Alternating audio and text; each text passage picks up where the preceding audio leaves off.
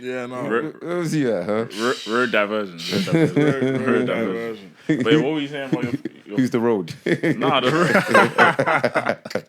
road. I'm finished. Nah. What were you saying about 40th though? Happy birthday. Or Thank you, belated man. birthday. Thank you. How did it feel? Good, you know? Yeah, it feels good, man. We're just talking about how throwing parties is sometimes just not worth it. The stress that comes with it is just... Tell me about it. It's just technical. No, that's why I didn't do events this year. I was just like, the headache that comes with it, I was like, no, I can't be asked. I just said, yeah, if I bring it back next year, because I do events, take me in. If I do it next year, then... The money's good, but the stress is... Yeah, it's the long. fallout is just... It's crazy. It's just long. We were talking about birthday parties in particular. I've never done a birthday party. Yeah, for real. I don't blame you. Smart and smooth. Because I always see the stress that comes with when people do it. And then sometimes it just doesn't even bang. So it's like, why did I even... Yep. But you know what? The key ones, you have to. You think it's worth the stress? As in the milestones? As a one-off. What's the key one? Even though I skipped mine. I think I did 20... Did I do 25? I don't think I did. I think me and Gabe were done a collab together for my 25. Yeah. But we done a collab together for my 25. I didn't do nothing for my 30th. Nothing for your 30th? No, I didn't do nothing for my 20th. Oh, yeah. And I ain't done nothing for 40th. I did 35th. I did a brunch during that lockdown period at his venue. Yeah, so it was only meant to be sit down dinner 44 people, but more people confirmed. So I made the first 44 do the brunch part.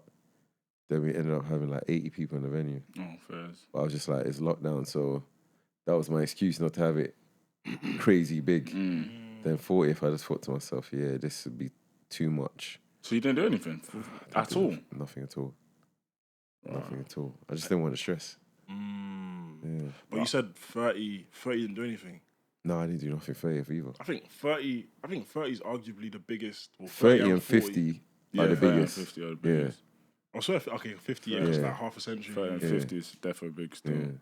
But I remember my dad did 40th.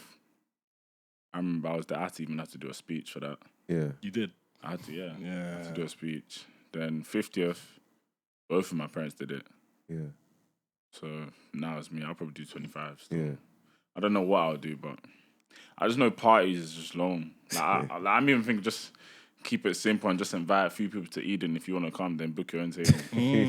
I said, who ordered that Zoom? If you want to come, then just have your table there. Like they got the new one in it that just opened last week. St. Paul's, yeah. I don't know, but it looks good though. It looks good, but I don't know how I feel about like going to that one. Why?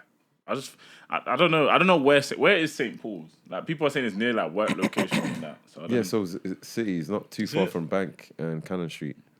Okay, there's another venue near that area that people used to always do events there. Yeah, it's not too far, like from Cannon Street Station. Did you do it the new one or the original one?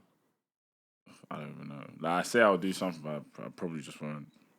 Or it'll just be like a dinner. Nah, that makes sense. Parties it's just long. Dinners are too stressful, man. Really? I find them more stressful unless you got a spot that is not overly expensive. Because when you, let's say if you do somewhere uptown, like a Piranha or Sexy Fish or that, someone's gonna start moaning about the bill. So you have to be calculated with where you're going. You have to choose like more like a restaurant that looks good and the food's on point, but it's not in the where you could do like a set menu where you could say, all right, everyone, just send me £50. This is a set menu, everything included. Boom, that's it. Because once it starts hitting like 80 and above, people start doing stupidness. There'll be one person who's ordering loads of drinks onto the bill, then everyone starts doing calculator. This is what you know. So you guys don't do that? You guys just split like evenly? We split, yeah. Right, I haven't got to that when stage yet. when we do go on dinners now, we only do with guys we know that, all right, there's not going to be no issue or anything. Yeah, we're not going to go like in a huge big group. It's going to be like, all right, 6 of us or 10 of us max. We know that no one's going to be ordering stupidly. We know a rule between us, like if we're going to order drinks, go to the bar and order your drinks. Yeah. Because that's what piles up the bill. But food, everyone's kind of sensible and keeps it around. Yeah. You know. First, no, we haven't reached that stage where we split. Yeah, I feel like older generations are a bit different in terms of how they deal with birthdays. Because I had a question on dinners. So when one of your friends has let's say they throw a dinner for their birthday, do you lot cover them on their birthday? No, we cover them. You cover them? We cover them. But there was one day, so boys had a birthday dinner. Yeah. He's invited a few of my other boys. So at first I thought it was just a boys' dinner. Then his girlfriend came, his brother's girlfriend came. Then his other boy's girlfriend came. So, peep game, I've looked. Said, we're at Hawksmoor. The bill's going to be up. Canary. Yeah. The bill's going to be up. So next minute now, bills come. His boy that brought his girl said, oh yeah, we should all split the bill, the girls don't pay. Then me and a couple guys have looked. I've looked at birthday boy and I've looked at my other boy and I've just sent a message and said, I thought we was covering the birthday boy and our meals. So now I'm paying for people's girlfriends that I don't know, that I've never met before today. I said I could chip in to cover the birthday boys and his girlfriend's meal because I know her. But his brother's girl, this is the first time I met her. I know his brother. Yeah. His brother's friend, I've never met him from nowhere. Yeah. You know what I mean? His brother could even get the exception because, cool. Yeah. But I don't know his girl. So next minute now, what I spent was probably like maybe £80 in food or less. I've ended up spending 160. Yeah, no. So the next year my boy was like, I'm doing birthday dinner. I said, bro, all right, what's the rules? Who's coming? He said, it's going to be the boys only. I said, all right, cool, I'll come. But I said, if you do what you did last year, because he was like, yeah, you and a few others messaged and said, we didn't plan for this. Yeah. You know? Like, don't just try and... Yeah. So, because you don't want to take your girl on date night and pay... Exactly, so you want to come and split with the man them. That don't even make sense. It don't make no sense. You even went an extra mile because you said you'd cover the birthday boy's girl as well. I think that's even... You're going an extra mile there. Because you know what it is? It's his birthday, so I don't want him to spend no money. Yeah. Because he would have had to pay for his girl. So I would rather pay for you and your girl as part of the group. Yeah, because if it's a birthday guy and we're saying, we're covering you. Yeah. Then you brought your girl. I feel like she should cover herself. No, that's his girl. No, but it's your birthday, right? No, yeah, but that's his girl. I mean... You've brought her out. It's like, let me put myself... Because if not... It's my birthday. Yeah, I know. But if not, he should have said to her, babe, this is just the boys. But you said, babe, come to my birthday. That's... Because you've caused the... You get what I'm saying? I get it. I don't know. Yeah, it's as a gent. Yeah, You get what I'm saying? It's as a gent. But for me, I was just like, you brought all these tag-alongs. Yeah. Yeah, I wasn't happy about it. $3 But I should have done what I normally do. So normally, if there's a birthday dinner and there's 30, 40, 50 people, way before the end, I'd eat and I'd be like, right, happy birthday. Boom, I'll drop you money. Then I'll go to the waiter or waitress and I'll be like, what's my bill? Boom, boom, boom. Pay my bill, put a bit of service charge and I'm out. So that way, whatever... That's between them. That's between you, God, and everyone there. You know what I mean? There was one time, it was my brother's birthday, and he done Selfridge. No, what's that place in Westfield? Meat and Co. So there was like, he must have invited maybe like 70 people or something like that. So there was to a dinner. That's crazy. So there was one big long table here, then there was a gap, then the rest of us here. Yeah. So when we come in now, these men have gone to this table because there's all the buff girls. They've all gone there, entertaining Kiki Kid. Us, we've come here. They split the waiters have split the bill in 2 bills. So our section and their section. Yeah. Their one has come up to like $2,000 something, and our one has come up to $1,000. We've paid. Yeah. Then the bills come. They said, I thought we was all split even. I said, bro, where you was having conversations over there and kiki and he, like, you know, was moving like skits. They was making you laugh and you was about to take off your trousers. you have to handle their bill, so they even pay for the girls as well. They were screwed. We was just there laughing. We're like, rah, we handled our bill. They was doing calculator. I had this, I had that. I said, where? Originally, it was meant to be £55 a head, but they started ordering somewhat drinks and extras. Whereas us, we just had our food and we all went to the bar. I don't know. I can't remember the last time I You know what I'm saying? I can't remember the last time I went to a dinner with girls and guys. Like, I was busting up, bro. I don't even know how to sort that situation. The one before. What's one last year? Or year before? For it was kind of intimate though. Maybe like but like people. I paid for myself. Because you see, with us here, I'll give you this here, like my friends here, like especially my boy Timmy, when me and him used to do dancing, that if let's say someone's birthday thing or something like that, and you say, you're inviting girls to the birthday, that's a pre-warning. So if you say you're inviting girls to the birthday and you've said it, then we will say, what's the deal? Yeah. Are we covering the girls or are we not? Then if it says we're covering the girls, then we're like, cool, we know where we stand. But you can't just blindside everyone when you don't know what this man's budget might be at the time. You don't know what bills he's got to deal with at the time. You get what I'm saying? Yeah. But if you've said it in advance, we be like, all right, cool. Where's the place? Then we know, all right, if it's a fixed menu or this, like we try to make always a fixed menu. So, you know, if it's like £60 per head, everyone's going to pay $120 each. Yeah. That covers the girls. If you don't want to go do drinks, go to the bar. Cover yourself with that. But or sometimes we might be like, all right, that covers the food. Then we might be like, okay, these bottles on the table, that's for everyone. That's how we used to move. But now, me, tell people don't invite me birthday dinners, boy. I'm not a good time still. I am not a good time. I think as I got older, I become more, I'm not entertaining people I don't know. Really? Yeah, I'm not on it. As in both man and man girls? I'm not on it. How do you entertain mandem in the first place? That's just like getting to know someone new. Yeah, like before. Just being friendly. Yeah, bro. before, like I'll be, so like, if I go out now and I see girls I know and I'm going to the bar, I'll be like, what are you drinking? And I'll buy it. But if there's too much people in a circle that I don't know, I might be like, oh, this is the extra bill that I don't know you like that to be too friendly. I hear like, you know? I think I've always been like that, you know? Yeah. Like, I would only pay for people I know. Or it's a thing where if we've agreed, all right, cool, we're going to a club, then obviously the girls aren't spending anything. Even if they're strangers, do you know what I mean? And that's how it is 90% of the time with tables.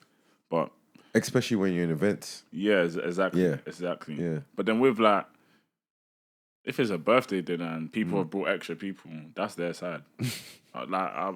We don't split bills, so I don't even have to worry about that sort of stuff. But if we've agreed on a set, this like we bring in 5 girls, that's all I'm paying for. Yeah.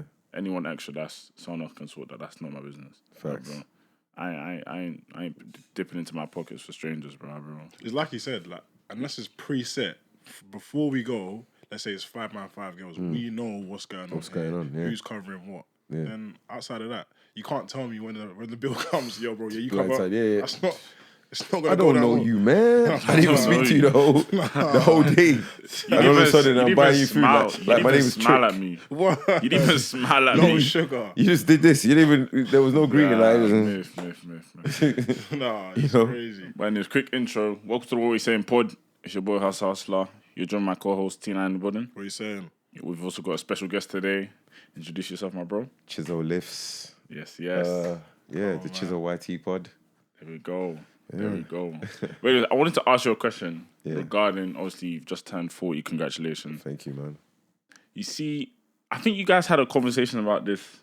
I don't know how long ago this was, but it was in regard to like children and marriage and stuff like that. Yeah. Obviously, if you don't want to answer, you don't have to answer. But that's cool.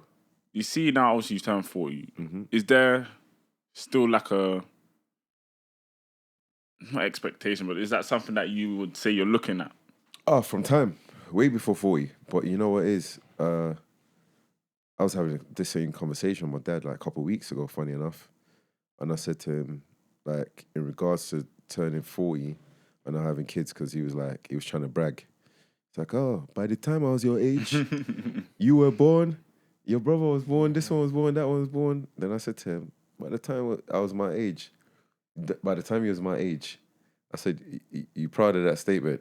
And he said, he laughed. I said, think about what you said and think about who you said was born around the same time. So I've got other siblings and we all got different mums. Right. You get what I'm saying? So I said, that's not That's something not that you something should be to bragging flex, about yeah, to me. yeah, You get what I'm saying? Because I said, when you said that, think about how it made me, him, my other sister feel compared to the ones that, you know what I mean, that was you were around all the time.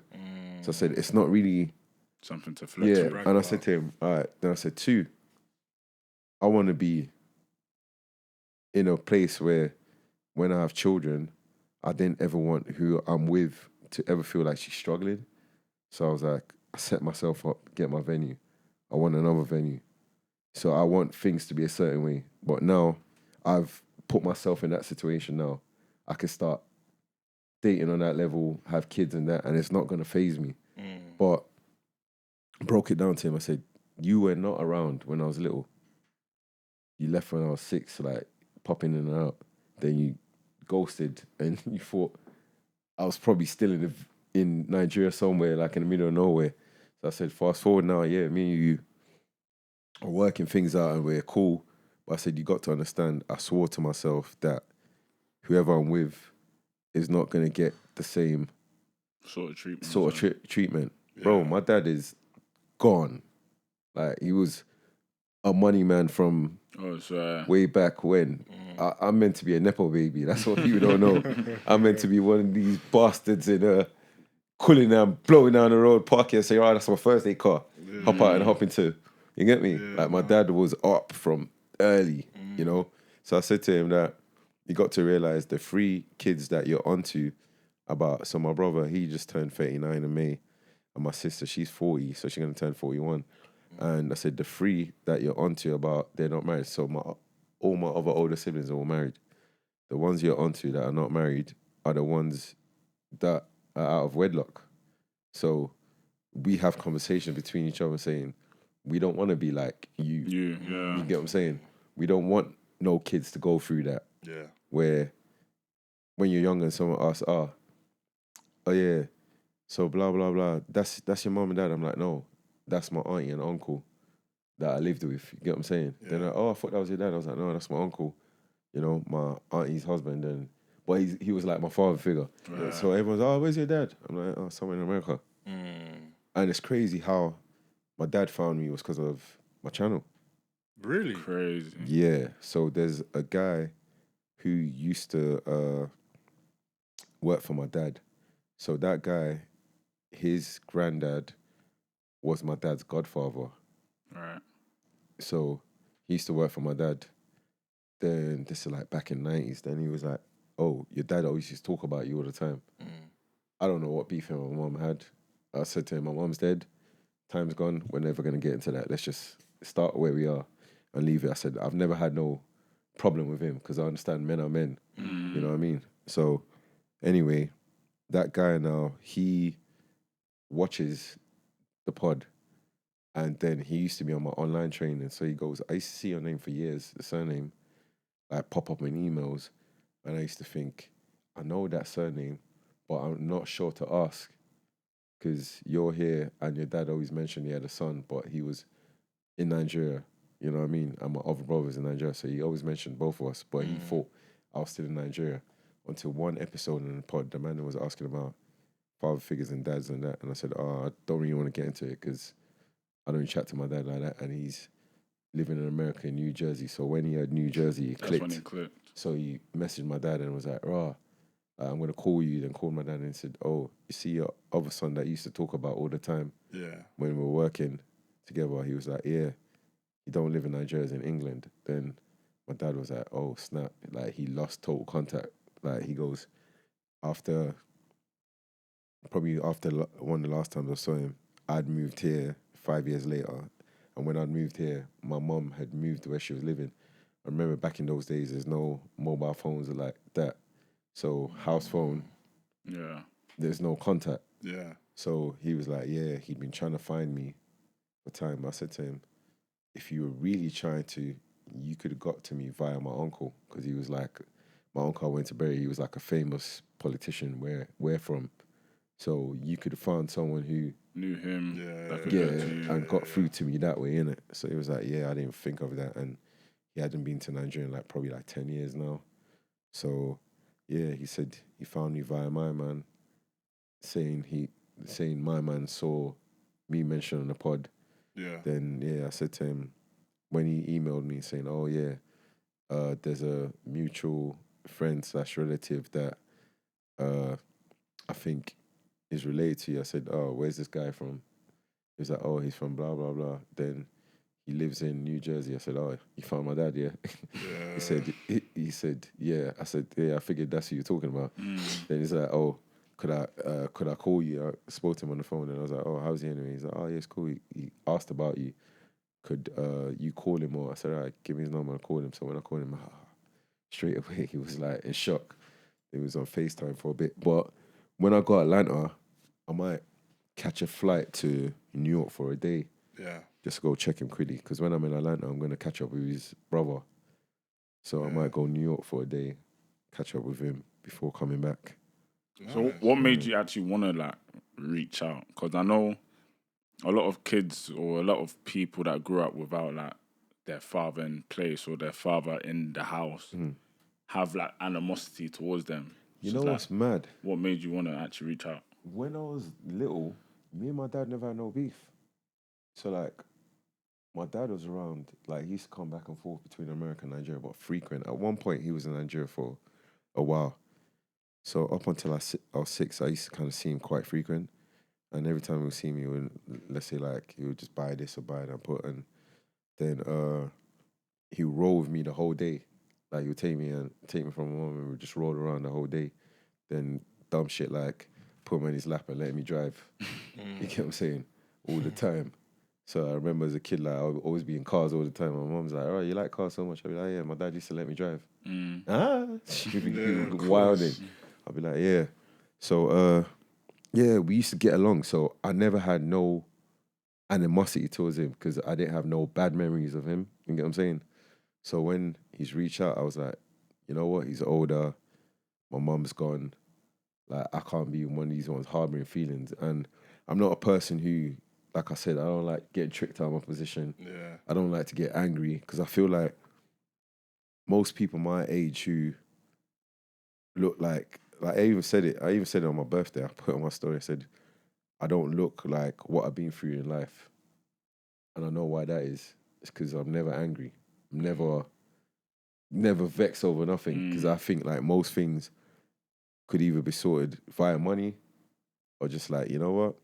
I got no control over it, so why am I worried about it? Why am I worried about it? Yeah, You get me? Anything you ain't got no control over, why you really let it get to you? Like that, then the rest of it is always monetary. So if it's monetary, work harder. Yeah. That's my mentality. It's always been like that. So even now, sometimes my dad might phone me and he might be like, oh yeah, like I was trying to get to you. And I'm like, oh, I'm busy. He'd be like, yeah, but I'm like, brother, we're not in the same tax bracket. You're retired and you got bread. You got time on your hands. Yeah. Me, on the other hand, I'm trying to be like you. So I need to graft, you know what I mean? Yeah, and I think like he feels away because I never asked for nothing, even though you're back. Do you feel like you're owed something though from him? Nah. Have you always felt like that? I've always like from young, I've always felt like I've had to go my own path. Like getting help would be nice. Yeah. You get what I'm saying? But I'm never gonna ask for it. But do you feel like that has its pros and cons though? 100%. Yeah. More cons than pros. Yeah. I was gonna say. But it's a character thing. I think like, you know what it is? Like, you know when you're so used to going through life without getting help? Yeah. You get adapted to it. Yeah. So it becomes part of you. You kind of embrace the struggle. Yeah. So I've got to a point in my life where I don't complain about things. You know, like when people are like, oh yeah, if this person, or even little things like the other day I saw someone getting vexed about state of all this content thing and where it feels like people have like favorites and all of this. And in my head, I was just like, if there's something that I feel like I'm not involved in, I'm not meant to be there. I'm not meant to be involved in it. Mm. So if I want something similar, I'll create it myself. You get what I'm saying? Yeah. Instead of me saying, oh, why not me, or why I'm not brought into the room or table, I'm just like, oh, I'll go create it myself. You get what I'm saying? And I realize that's why my favorite people are people like 50 Cent, because they've got this attitude of they don't have to fit in. They don't have to be friends with everyone. Like, I don't care about being the most popular, being the coolest, being the one that everyone likes. I proper don't care. I'm like, even if people really like me, I appreciate it, but I don't care. You get what I'm saying? Yeah. Whereas some people, their whole thing is they need to be loved and liked. You know? I don't think that's sustainable. I agree with you. And it intrigues me when I think people who build their brands and their profiles of needing to be liked. Because I don't get it. Once you get dragged, that's essentially your brand diminished. It's going to burn you. And it happens to everyone that's out there. So at some point, everyone catches an L on socials. Yeah. At some point. You just know it. It's inevitable. Yeah. But we were catching on, we were talking about father not too long ago. I wanted to ask, so I wanted to kind of gauge how important the element of fatherhood is to you. So with brethren of yours, let's say, for example, you have brethren who aren't active in their kids' life. How does that change your feelings or your actions towards them? Oh, they get cussed. I swear. Yeah. Okay. I don't actually hear the question. No, basically, so if he's got brethren who aren't active in their children's life, how does he then move towards them as a result? Oh, no, they get cussed. Because, like, seriously? Yeah. My thing is, you know what the previous generations were like. Like, you should already know, like, we're trying to grow men in a different direction where we don't want our future children to go through same things as us. Like, I'll give you an example. The episode where you were on mine, the clips that went viral, I was laughing because, like, even though we was getting on to you, there's parts we agree with you about the same thing. Where when I have children, if I ask them for money, I'm gonna put it aside. For them. But I'll double it. You get what I'm saying? Yeah. But I'm putting aside to teach them the value of money. Not that I need it from you. My whole thing of me grinding is not for me. I've lived life. I think I've enjoyed life more times over than most men can ever. But I just don't show a lot of things. Like, you know, like my best moments don't exist on camera. But it's just a thing, you know what I mean? Like, it's a memory. So for me now, my thing is, if I have children, I was even saying I messaged my boy K Kerr the other day, said, I'm going to go jiu-jitsu. So if I have a son, he can't think he can ever bad me up. There's a clip from, Baki the Grappler, where Baki, the first time he ever tried to fight Yujiro, and Yujiro busts his ass. I said, that's going to be on replay yearly, so that, you know, don't cross my path. Then when I go jiu-jitsu and that, and by the time it's 15, I'm already a black belt and a fifth dan. If that's still good. Yeah. So when I talk, you listen. You say facts? Yeah. So you do the same thing? Nah, I don't have the energy. Maybe I'll just bang gym. I feel like gym alone ain't gonna be. You think for your son though? For your son might come and join you and bang gym and become as physical as you. Yeah. But now when you know he knows that my dad is like a black belt fifth dan. Don't cross paths with him. You know. So it's a thing that like my thought process now is to put myself in a position where my future kids don't need to do too much to get where they need to get to. There's already things in place to get them where they need to get to faster, you know? Yeah. We had a guest on that said something like that. They were like, their children's floor should be like where our ceiling. Yeah. Basically, yeah. Yeah, so that I learned from that episode as well, to be fair. You need to give them a better start than you had. Thanks. Because you know what it is? For instance, I grew up in Brixton, and a lot of things we did when we were younger, we're lucky not to be in serious, like, jail time. Yeah. You get what I'm saying? Whereas I don't want my future children to even know anything of that life or even be close to it. You know what I mean? I don't want them to have that thought of, because my mom don't have money like this, I have to go do this and do that to make up. I want them to be like, rah, I need to get in, but I'm getting in for me. And then I could still help my family, even though they don't need it. Be like, like you've made your son's life so good. He's mashed peas now, that you'd be like, all right, cool. I'm so up now, I'm going to buy my dad a Lambo. Just for the sake of it. Yeah. Just because, you know what I mean? And he'd be like, right, I don't really need it, I ain't got midlife crisis. I'm all right in my old man whip now. Yeah. I could do like a G-Wagon or a Range, like I'm an old man. Like, boy, racer days are gone, you know what I mean? Them kind of... How would you like avoid them? Like, because I've said that I don't think I would live in London, but I also don't want my kids to be like naive to like what's outside. Because a lot of people that maybe didn't grow up in London didn't know certain things or weren't aware of certain things. So it's like, where's the middle line with that sort of stuff? You know the things, you can live in London, but you have to be kind of strategic about all boroughs if you get yourself to a certain point. I'll give you an example. So where I live here, Croydon Borough is good and bad.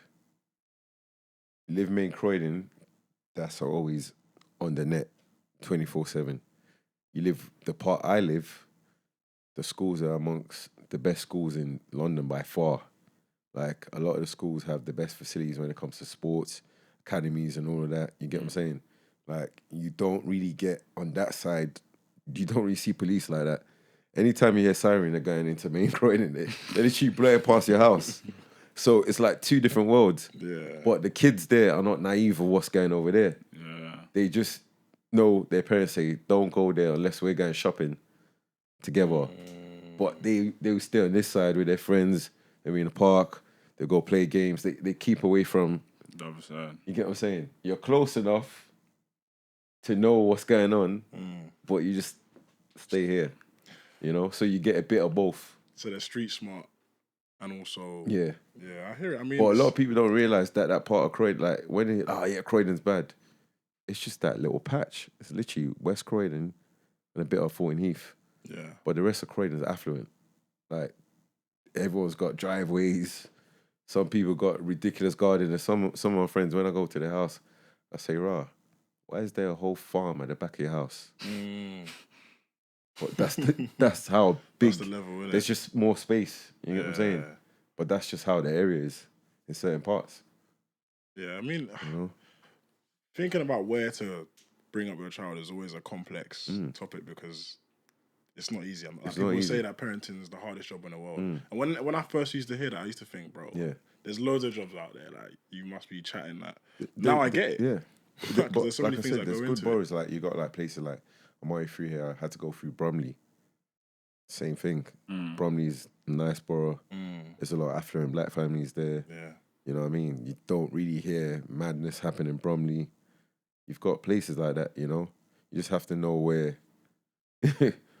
You could move like West London, Chiswick and those areas, you know what I mean? Yeah. Where you're still close enough to Shepherd Bush, but... Far enough out the way. Yeah, Far enough out the way. I feel like it kind of starts with what you said about knowing how to set yourself up before entering that life. I think you spoke about the venues and wanting another one, etc. And at what point did you understand that had to be your plan? Because I feel like for a lot of people, when they get to a certain age, let's say 32, or even like 27, they envision their family life starting at about 35, and they get to 35 and it doesn't happen for them for whatever reason. So did you go through that, or did you just have that plan?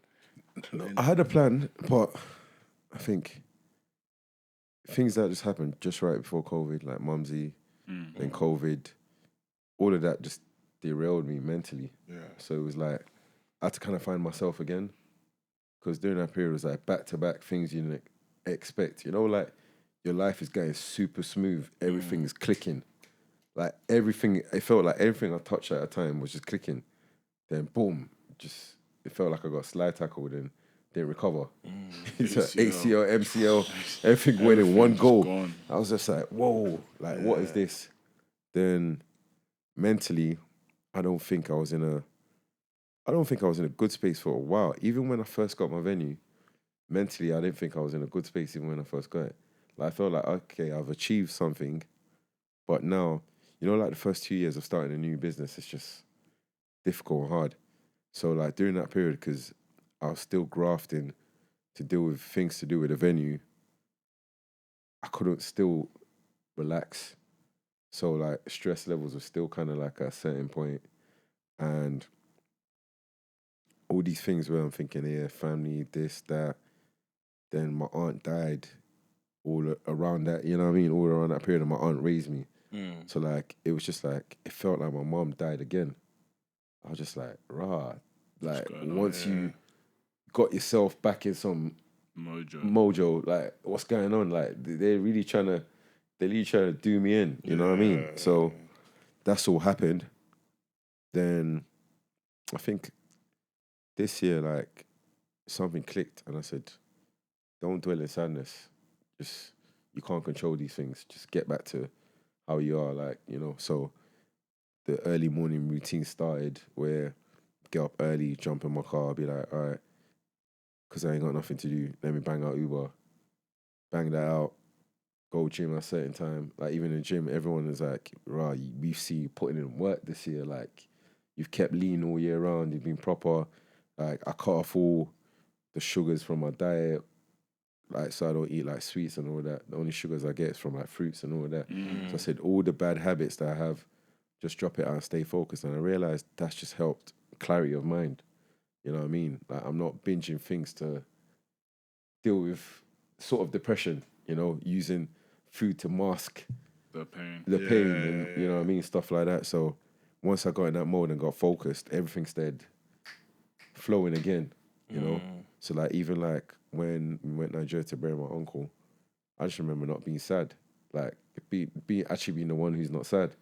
But it all came to like what my uncle said to me when my mom died. He said, when I die, he goes, you can't be sad and be crying like everyone else here. Because when my mom died, he said to me, everyone looks up to you, don't cry. At my mom's funeral. So I had my shades on and on my face just emotionless. And he's like, don't cry, everyone looks up to you. And he goes, when I die, it's similar. Everyone looks up to you. And he goes, the way everyone looks up to me, that's how they started to look up to you. So when I go, the pressure on you is even going to be more intense, Yeah. So he was just like, just be mentally ready for it. So it's like sometimes when someone finally holler at me, I say, rah, I'm not my mum, I'm not my uncle. I say, I'm nice, but I know how to say no. Yeah. That's the difference between me and them. You know what I mean? I said, you ain't going to put me in the ground. You ain't going to put me in the ground. I said, I got a target of living to 100. I want to see, I want to be around. I want when everyone's dropped dead, I'm still here. You know what I mean? I want to see my kids. Yeah. I'd be like, all right, cool. I've seen both of you. If one of you decided to have earlier and I became a great, I'd be like, all right, cool. So be it. But now I can get out here. But at least I want to see two generations, because my mom never got to see grandkids. That's why my dad's even onto me. He's like, even though he's got 12 grandkids already, he's like, I want to see all my grandkids before I go. And I was like, you know what? I hear it. I'm going to do it. I said to him, I'm going to settle down with someone. I wouldn't even call it settling. I don't think, for me, it's not settling. It's called being with someone I want. I think settling is when people just give in. Yeah. And just as anybody. Yeah. But I'm like, I'm going with the person I know I want. Yeah. So I don't class me as settling with her. Would you say the dating pool is like closed, becomes smaller, or is it just still calm?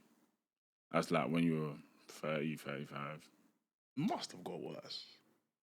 Slightly smaller. Yeah. Yeah, because I don't date under 30s. Oh, fair enough. You get what I'm saying? Like, I'm not on that. I don't want to link girls that are linking you, man. I mean, real. But no offense. That would mean like, because 29 is still a grown woman, though. Yeah, you know, but right? You can link 29 though. But that doesn't mean. I know, but it would be awkward because of the access kind of thing. Yeah, like, all right, I see you lot as younger brothers. Yeah. So imagine, you see me walking with my woman. Yeah. And I'd be like, yes, talk to her, like. That's insane. That's crazy. That's nasty work. That's crazy stuff. So my little cousins are you lot's age. Yeah. I said to them, we're not going to be talking to the same girls. Yeah, No way, we're not going to be discussing women together. You're not going to ever feel comfortable enough to be like, yeah, you see that one you're linking? Yeah, that was me, you know. What do you even do in that situation? But hear the joke. When I was that age, I think when I was 23, my girl was 29. Yeah. You were outside. When you were, sorry. When I was 23, when you were 23, your girl was 29. Yeah. What? Yeah. How long were we together though, if you don't mind saying? Probably like less than a year. But I think during that period, sense kicked in. Yeah. I was like, you're grown for me. You get what I'm saying? Because I've always said I can't really date an older woman. You're grown for me. I can. But 6 years is crazy. I'm not gonna lie. Huh? I think that's crazy. 6 years. Like, where did you even meet her? I can't remember. But you know what it is? When I was younger, when I was you lot's age, I used to get older women all the time. Like, I'm talking like women 10 years older than me. Did you look older than your age though? No, I didn't. That's the thing. I proper didn't. Yeah. So the game was just there. Yeah, I proper didn't. I looked like proper young. So it's a thing that I don't know what it is. Like, maybe I just used to charm the hell out of them, you know. But as I got older, I was just like, yeah, let me stick with my age group. I don't even want to be anywhere near anyone who's younger. Like, even the person I'm talking to that is going that direction is 35. You get what I'm saying? So that's... Oh, so you're with someone right now? That's what you said. I'm going that direction. Oh, wow, that's cute, man. That's so cute. Would you put... Hey, horse. that's cute. But yeah, that was going that direction. Would you ever put it on social media? Yeah. I'm not one of the men who has to hide. Because I don't move reckless. So if I know, like, yeah, I'm going somewhere with you and let's say I know I'm going to make it official. Yeah. Then the moment you're official, I'm not going to be hiding you and playing hide and seek like Tom and Jerry. Yo, bro, I don't need to hide. Because you know what it is? I can't even do a madness even if I wanted to. Yeah. Because of who you are, innit? Exactly. I was going to say, you can't hide her anyway. We literally had that conversation with a couple of brethren yesterday after a paddle session. Yeah. They were like, I don't know. They view us in this like limelight, or some of them do, not all of them do. They see us in that like limelight of people know us and all that. So, but we've kind of like accepted it small, like because we're on TikTok all the time, people recognize our face. We can't afford to be in any scandal, any... It's long, bro. Because that just drags everything down that we work for. Do you know what blog page I'm not trying to be on it. I'm not even going to mention no blog. Bro. But that page is crazy work. You see me? I'm Mr. PDA when I'm official. So someone's going to see me holding hands. Yeah. Maybe even lips in my girl in public. You might see me doing that. I'm not going to hide it. So I'm on the tip that once there ain't nothing to hide. It's like, yeah, you got me. Fairs, you know? Because if not, you're just going to be stressing yourself and you're going to end up on that page. Yeah. Would you have accepted, for example, I don't know if she does, but if she had like children, for example, is that something that was a no-go zone for you, or is it was smooth? The last person I dated had kids. Okay, fair. Yeah, but... The last person? All right. But, yeah, I think after that, because I want to move abroad. Okay. So I thought it's easier to date someone who don't have. Yeah. So that's where now it's a thing that dating someone who has is like, it would kill my trajectory of what I want to do. You know? You want to move to America, I'm assuming? Yeah. Fair enough. Yeah. But could you still date older at this current age? Or would you always... Because what I hear a lot of men say is when they... It's because I want children. Yeah. If I already had a child... Yeah. You wouldn't mind? Then I wouldn't mind. I could even jump 10 years up. Wow. Yeah, because I know that I've already got one. So if I don't have another one, it won't really matter. Yeah, it won't really matter. It's like, all right, cool. You know, like if I was a man who had like a 10 or 12-year-old, it's like the gap might be too much. So I'm like, Dari, you want another one? So I won't even mind going, yeah. But you said you would even date an older babe now. You said you wouldn't. No, you know. Why? I don't know. It just feels somehow to me. I don't know. No. The only thing I can think of is that with a few, this is not all of them obviously, but like with a few older girls, when you mess up, the first thing they're gonna say is, "Oh, like it's your age," kind of thing. Other than that, I don't really see the issue. To be fair, I saw a clip today, and the guy, it was like one of them popped the balloons, and the girl was like 31, and the guy was like 20. One of them was 24, one was 26, and they was like both of them, the 26 and 24, popped the balloon because they were like, yeah, they can't see themselves dating an older woman, and the 26, he was like, he would be real that he likes her, he thinks she's nice, but the only reason why he would date a 31-year-old is just literally for the physical, nothing else. Like, it's not going to go anywhere further. And I was like, you know what? I kind of hear it. You get what I'm saying? Yeah. Because you lot are in your prime. You get what I'm saying? So someone who's older than you, they're still, 31 is still in their prime. yeah. But she's got the older guys as well. So, like, guys who are like 5 years, 10 years older than you will be competing with you and will be doing the most to mess up what you're doing. Like, bro, why is she with this small boy? And man, they're my age, they're tricks. They're tricks. They will put you out of commission. You know? They will put you out of commission. What age range do you think prime is, though? Your 20s to like, probably like mid-30s. Like For a guy, Where in 20s, as in like, is it like 25 to 35? Or? Yeah, at 25 to 35 is great times. Those were some good years, boy. Fun years. I'll tell you that for free. I definitely Good thought years. at first it was like 21, 22, but Nah. I'm like, there's no way. There's no way that's Can't my be as prime, good as bro. it gets. Nah. 25 to 35 were good times. It could carry on, but when I got to 35, I just said to myself, slow down. I was like, you don't need to flex no more. Just focus towards getting what you want. You know what I mean?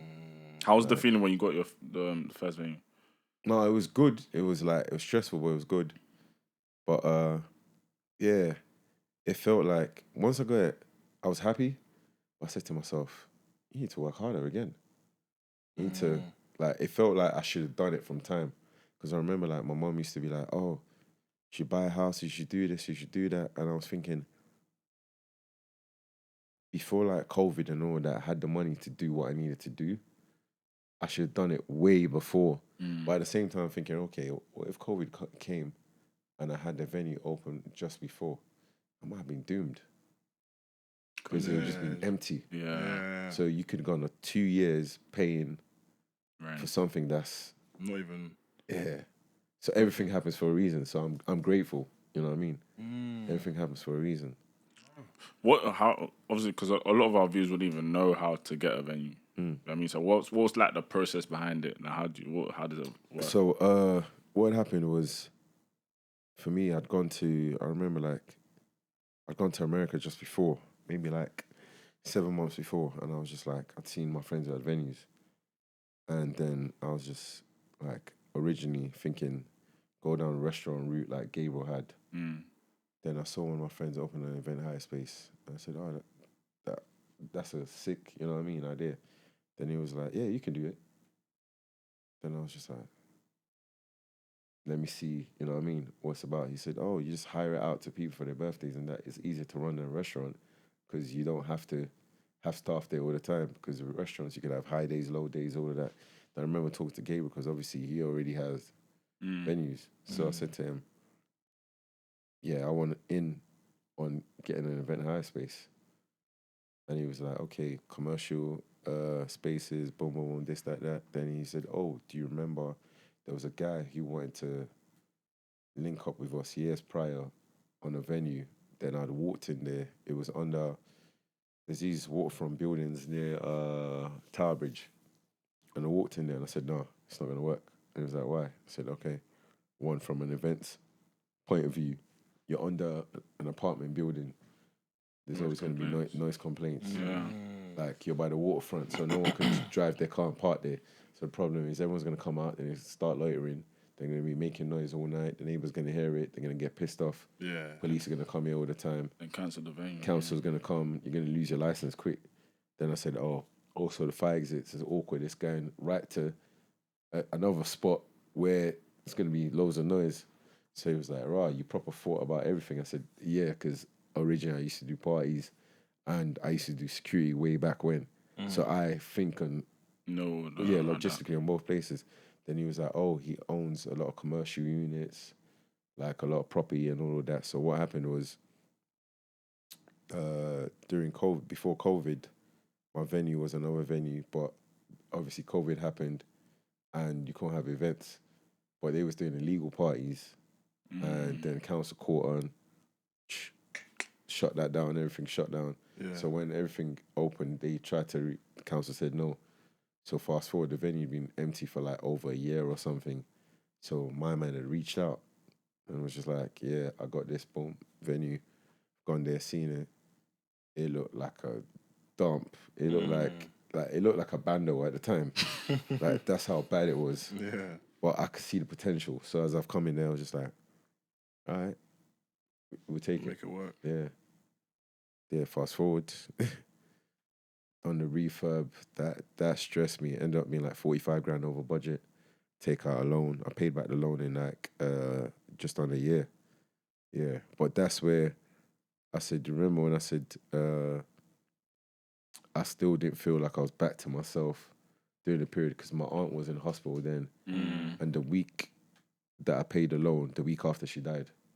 So during the period I opened the venue, I was working all the time, but me and my aunt had a routine where on Saturdays I'll go back to my family home and I watch Nollywood with my aunt and we just catch a joke and she might be on the little couch, I'll be the main couch and we both just fall asleep and get up and we catch a joke and rewind it, then I'll go home. Then that was like a Saturday afternoon routine, you get what I'm saying? Yeah. The only time I won't be there is if I had an event or something to do, but I'll try to make that once a week where we're just chilling and cracking jokes. So I'm thinking, okay, now that I've got the venue, routine can get back to normal. That was it. You know? Yeah. So you see at this current age, yeah, can you rank 20s, 30s, and how you think 40s will go? So if you think 40s are going to be the best, you obviously say that's first. I reckon it'll be the best. Think? Yeah, because family and kids will come into the mix. So it's a different. Yeah, it's a different level. Yeah, it's a different level. And obviously perspective changes as well. Oh wow. Yeah. I thought you were gonna say 30s. No, 30s. 30s was good, but 30s when I caught the most L's, like family L's. Yeah. So 30s was my best and worst times. Yeah. That's what it felt like. Like my most fun times and my most miserable times all in one. Yeah. Did you ever consider that, what they say, therapy and all that? Yeah, I thought about it. Because even recently I was talking to someone I know and they were saying I don't like to talk a lot, but I was saying to them, that's a lie. I actually like to talk a lot, but... Depends who. Yeah, and the depth they want me to go into, I don't like to do it all the time. So it's like, if you're asking me to go into that space all the time, then I start to get pissed off and I'm like, nah, rather not. Then, exactly. So that would make me become quiet. Yeah. You get what I'm saying? So I was just like, I could see myself rather going to a therapist because there's no... It's like, I've left, okay, that's it. Yeah, you're not going to phone my phone after I've left them chatting about the same thing. Yeah. Whereas certain people would remind you of everything, every sad moment. I'm like, what are you trying to do? You trying to break me mentally or something? That's what girls do, I was going to say. That's the difference. Like, are you trying to break me mentally by just constantly reminding me of a time that I don't even want to think of right now? Yeah. You know, like, they'll be doing, oh, yeah, you're right. Don't I look like I'm all right, you know? Like, why are you trying to bring the sad moment back into... Oh, my days. But you said you went carnival this weekend. Yeah, I did. So what was that saying? On Sunday, we took my friend's son. That was good. Monday was a bit too... reckless. Chaotic. Because I hadn't been Sunday in a while, in years. I think Sunday's the better day. I've been hearing... Bad people have been saying that online. I think Sunday is the better day. Really? Yeah. But you know what's mad about carnival now? Sunday was meant to be the kids' day. Yeah. I feel like Monday, more kids come. Like, Monday felt like under 20 season everywhere. Like Sunday, we go to a sound system called Volcano Sound, and they're like older, like my age and slightly older, like most of the DJs. So Volcano's been our thing for years. Sunday was nice, there was space, there was vibes in our corner. Monday, music was getting stopped every 20 minutes. That's how our carnival's Because of the always crowd. been. Crowd, Walking, the younger ones causing havoc. And I was like, rah, this is like, what's happening with these teenagers, like beefing each other? I was like, but their day's meant to be Sunday. But it's now Monday. Yeah, they've all. So what's Saturday then? Nothing on Saturday. Saturday will be like there used to be what was it, chocolate mass before on Saturday, but they do like Juve in that early morning on Sunday. So on Sunday people get to carnival like 6 a.m. Yeah. Oh wow. Yeah. So I don't think I've ever been. Yeah. So I've never done a Sunday. All the paint and the chocolate gets thrown in the morning early on Sunday. Yeah. That's the paint and all that. Juve. Yeah. So that happens like early on Sunday morning, like real early. I'm talking from like 6 a.m. People at carnival. You think you're going next year? I don't know. You know what's mad? I've gone carnival, from 14 consistently. But after this Monday, I don't know. The feeling's not the same no more. That's how we felt when we went. Yeah. On one of the... I can't remember what year we went. Before, when we used to go to where our sound system was, it was always a vibe. But after everything I saw yesterday, it don't feel the same no more. Yeah. Because it kept on stopping. Like, literally, I think about 5:30, I walked right to the back, like, just on the border just before you walk in. Because I was like, I'm not going to fall over if someone, like, crowd's running, this youth was banging the man. Then next minute, a girl was trying to fight some boys, and the youth's got a bottle in his hand. I said, I'm not going to be slipping and get hit by something. I'd rather not. So I've gone to the outskirts. Gabriel's gone to the front to go deal with something that someone he knows was in. I said to him, I'm not here to play hero, you know. I said, the last time I played hero was at a party last year, and someone threw a bottle in my head, and I had a cut. So I said, I'm never stepping in the way to play hero no more, because I said, the next time you play hero could be your last time alive. Yeah. You could end up on a yellow board. And the witnesses, did you see? No. So I walked out to the back, and I was about to, I was about to walk and go find a line bike on one of the side roads and ride off into to my car, because my car was far. My car was like Olympia. So Olympia is like just before West Kensington. Wow. So that was a walk, because where we were was at the very end of Ladbroke Grove, just before you get to was like Kensal Rise, Kensal Green. So that's a long walk. So I was literally just about to walk out, then he's come back, and I said, "Oh, you're lucky," because I was about to go. Yeah, because I would have left you there. I don't feel no way. I said you drove there. I've never known. Yeah, I always drive there. Swear. Yeah, I always drive. Because catching the train home is just long. Everyone's long. Just there was one year together. I think I was so tired. My legs were hurting and I had a bad headache.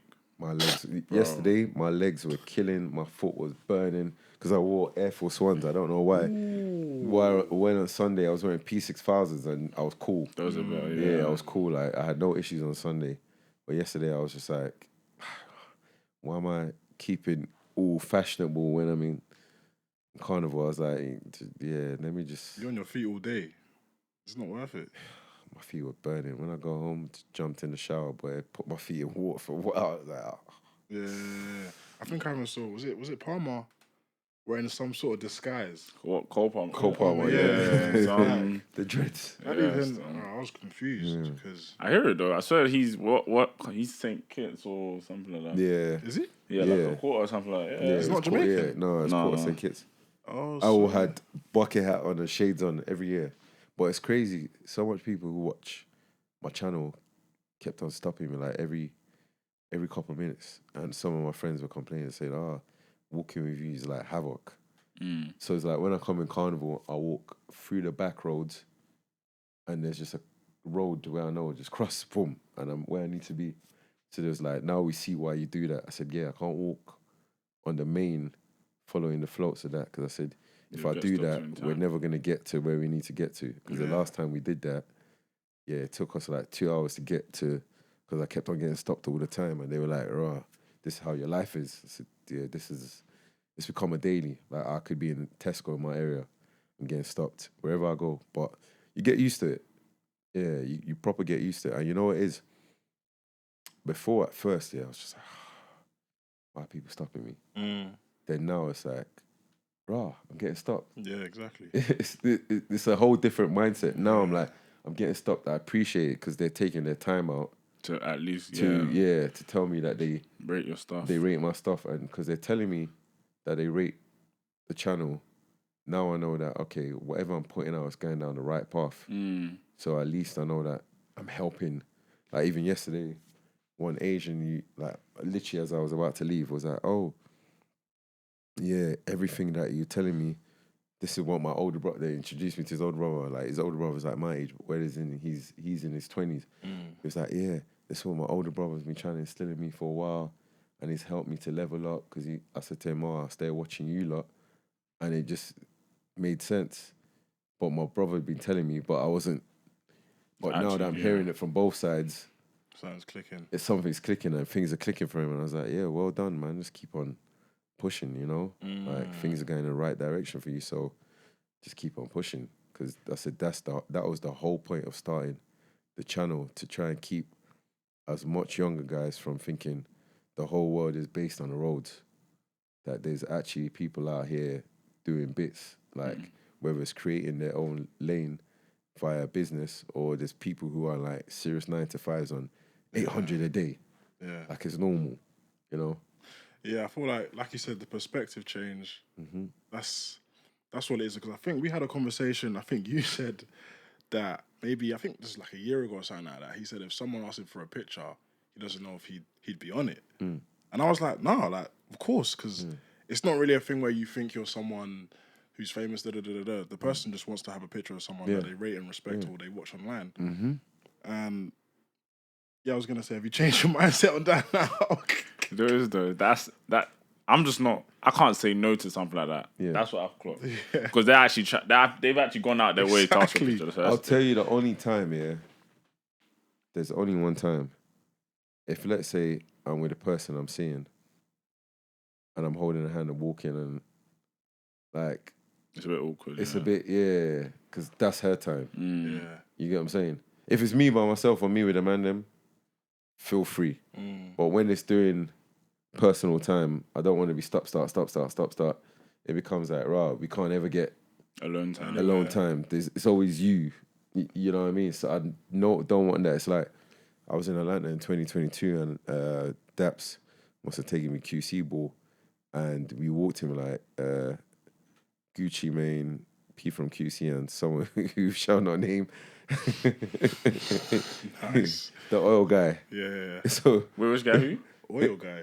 The oil guy. Yeah.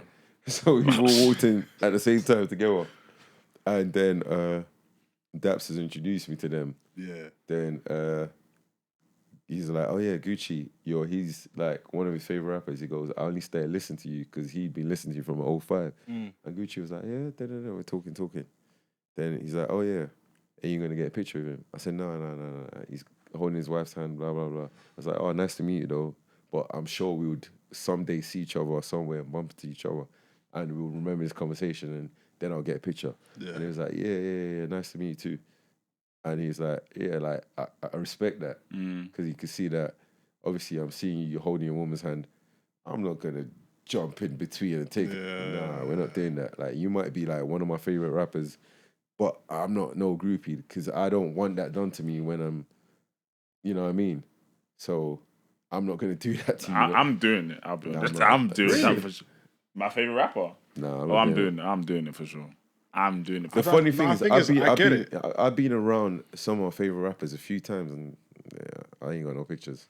Like, just like whatever. No, I'm getting a picture. I hear it though. Like, I'm notorious for getting a picture of people. Like, no, but it depends what they're doing though. No, like, let's say you see Usher in a restaurant. I'm asking for a sitting picture, down bro. with his missus. I'm asking for a picture. Oh yeah, I'm not doing that. I'm not doing that. Man said Usher, bro. I'm not doing. Yeah, but that's your favorite. That's one of your. I'm asking, bro. Anybody. I saw him. We went to Atlanta last year, October, for the concert because we got tickets before he released the UK date. So we had to go. So we were in Atlanta. And then I was in R&B Wednesdays and he literally walked in front of me. I ain't asking for it. He walked past, Ray J walked past, and Bow Wow. I asked him for no picture. I'm getting I a hear picture. that. And there was with some, like in their section, there was some girls I know. And the girls were like, I was like, I ain't coming no section with next man. Like, nah, man, I don't know them. I know who they are, but I don't know them. Yeah, So to I'm just go staying in. where I'm staying. You get what I'm saying? And I don't drink. Yeah. So it's one of those things there. No, I've always been a notorious person to get the picture of somebody. Like, You have to read the room sometimes. No, Like, I'll tell you, ask I'll tell you every another time. thing here. The one time I asked for a picture was 2012. It was I was on Regent Street and it was KD and Carmela Anthony. Was walking down the road. They've come around the corner and I'm on my phone like this. And I was just accidentally bumped it and looked up. I was like, oh shit. Them two are in my top 5 of all time. But yeah, they was like, oh yeah, we're trying to be low key. So we don't really want to take it. Right. 6'9" and 7 foot. I was like, yeah, cool. Have a nice day. You That was can't it. be low key. Yeah. I was like, yeah, have a nice day, and just kept it moving. Then the next day, I'm outside my workplace, and I'm standing outside, and LeBron, D Wade, and Thingy, and I was like, oh, Bron, and he spotted me, and these times he was carrying his son, and he was carrying Bryce, and Bronny was walking, and they've all spotted me. Then I seen Carmelo, and then I just looked at him. And these times, I prefer you to them. Yeah. You're my guy. Yeah. I rate you higher than them. Yeah. Then a couple years later, this is how petty I am here. I was working in a club called Maddox, and it must have been like 2014. And Adebayo used to come all the time, but he would come late at random times. But because he was our guy, we just let him in. Door shut. Licensing says you can't. You know what I mean? But Adebayo had the. He was basically like might as well have been a club owner. He could come anytime. Yeah. You know, like he was like family. So he's come with them lot, but he's left them in the car and run out while they've gone to park the car before coming. But like as they stopped outside, just run out like a madman, run to the club. My boss has come here. On the inside door. My boss has come and said, "Oh, there's a famous basketball player outside," and all the guys were like, "Oh, you watch basketball, so it's either you or Thingy knows him." And Damien, the other guy, was watching. He was watching some rich Arab. So like the Arabs used to come there and pay like the club to have a bouncer by them. So he was watching some rich Arab. So they were like, "Oh yeah, you're on the door. So you're on the inside of the door. Like go outside and look." And I've looked through the door. I've done this. I don't know him. Bro, that's petty I was still. being petty. I kind of felt bad because hear it though. one part of me was like, "Nah, let him," and then talk to him and remind him about that day, and boom, boom, boom. Then the other part of me was like, "Nah, you motherfucker! Yeah. I'm getting mine back. Get it back. You Still. get me? I'm getting mine back. I'm gonna be just petty." So I just gave a screen. No, I don't know him. Yeah. But these time, that's in my top 5 all-time favorite players that I used to like watching. Like Melo was the guy for me. Like he was official. Still, Yeah, he was official. Like I even watch his pod all the time now. You know what I mean? Like he's official. Yeah. But yeah, I kind of felt bad after because I was like, oh, why was that petty? Me now won't do that. Yeah. Yeah. But how old were you though? You said like 10 years ago, you said? Yeah, like that was 11 years ago. So when I bumped into him was like 13 years ago during the Olympic. So I was like 26 going on 27 at the time. You know what I mean? Then when I was working at the venue, I was 28 going on 29 when that happened. Yeah, because I was like summertime, off season.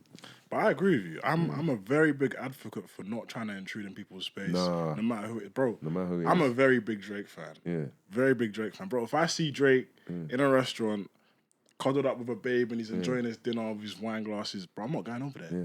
I'm not going over there. I've met him 2 times. I met him the party where there was a shooting. The one that ended up on the news. That was at Rosewood. I don't think I heard So there was a about party. He had a party Yeah. doing like wireless. I think what was it? 3 Oh, or when he 4 last years ago? came? Yeah. that. Oh, okay. It's yeah. 3 or 4. I think 3 or 4. I can't remember what year. I met him there. he was cool. Then I met him, was it maybe 2 years before that? I think maybe before COVID. Yeah, maybe before COVID. I think it was like 2019. That summer, he had a party at Annabelle's. Yeah, and he come and he must have greeted the man them and was busting Joe quickly, but never got a picture. I didn't even film nothing in those parties. So you know, like when people in a party posting a story, my phone didn't come out of my pocket, but it's like I wasn't there, but I just absorbed the moment. Yeah, and everyone was there. So, like the last party, yeah, I like Drake. Future's my guy. Future walked in. I saw the babes just move like, you know, like when the magnet comes here. All the babes went that way. Yeah. So Future was there. Meek was there. Migos. Sway Lee. I was talking to Sway Lee because I met him the day before because my boy was bodyguarding him. I met him the day before. Then I met him the day after and dropped him some tracksuit. I think the day before I met him and I dropped him a tracksuit. Then I met up with him the day after and me and him was wearing the same thing. So I just took off my tracksuit top. So I'm like, we're not going to be rolling in West End, walking road, looking like twins. Nah. Pause. But he was mad cool. But everyone was in that dance that day. Literally every rapper you could think of, like that was here for Wireless was all up in there that day. But most of them was mad cool. It was mad humble. But yeah, I don't really take pictures with no one. Even Sway Lee, when we took a picture together, he said to me, "Right, ain't gonna take a picture when I'm wearing the Lakey attire." He's like, "Yeah, like so you can post it on your page." I was like, "Oh yeah, okay." He was like, "Yeah." He was like, "No." He asked me. He was like, "All right, you're not gonna take a picture." Yeah. And I was like, "Yeah, okay." He goes, you don't take pictures?" I said, "No, not really." I'm taking a picture. Yeah. I'm taking anybody that I mess with. I'm getting a picture. I think the only person who I met, and I could have because I was backstage in thingy, Afro Nation Portugal, 50. I'm getting a picture. Yeah. I was backstage when he was there, but I didn't meet him. But that's literally the only person that I proper rate, like him and Jay-Z, that I ain't bumped into. You know what I mean? So if you bumped into 50, you wouldn't get a picture? No. Mad. No, yeah. I won't. It's conditional. I'm getting a picture. I'm getting a snap. I would just say, "Rah, nice to meet you." Boom, boom, boom, bust Joe quickly. Keep it stepping. Unless there was an official cameraman that said, "Right, everyone." Yeah. Because even like, what was it last year? My boy is gonna stylist. So Wireless, he had a party at the Standard. Then after that, we all went to Cirque du Soir. It was like 60 girls, like they just all packaged in the fucking Sprinter vans. Then we've come Cirque and all the football players are taking a bag of girls in. So it was already rammed. So I said to the stylist, "I'm going home." So me and Gunnar was all talking about our gym in the Standard and all that. And he was like talking about his routines and all that. I was just giving him like little like tips. Yeah. Because he's like, "Yeah, I could tell you train." And yeah.